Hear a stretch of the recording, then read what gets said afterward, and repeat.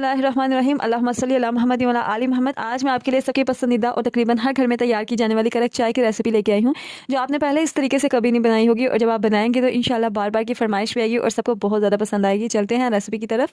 सबसे पहले एक सॉसपैन लेंगे। अब चीनी मैंने अपनी टेस्ट के अकॉर्डिंग डालनी है, आप भी अपने टेस्ट के अकॉर्डिंग ऐड करें, ज़्यादा या कम कर सकते हैं। ये मैंने इसको कैरेमलाइज़ करना है।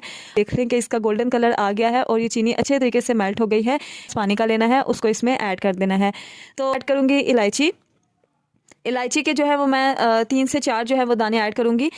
इलायची ऐड करने के बाद आप इसमें सौंफ ऐड कर दें। 1 टीस्पून मैंने बताया था, मैंने सौंफ ली है, इसको आप इसमें ऐड कर दें। ये 2 चीज़ें मैं पत्ती अब ऐड करने लगी हूँ। ये मैंने 1 टीस्पून पत्ती का ऐड किया है। मैंने 1 गिलास दूध का लिया है। आप अगर ज़्यादा पतली चाय पीते हैं तो आप दूध की क्वान्टिटी कम भी कर सकते हैं। इसकी जो एक तो टेस्ट इतना अच्छा है और दूसरा इसकी जो खुशबू है वो भी बहुत ज़बरदस्त होगी। तो एक चाय को सर्व करेंगे। तो ये जो चाय की रेसिपी है, जब आप ट्राई करेंगे तो इंशाल्लाह आप इसको अपनी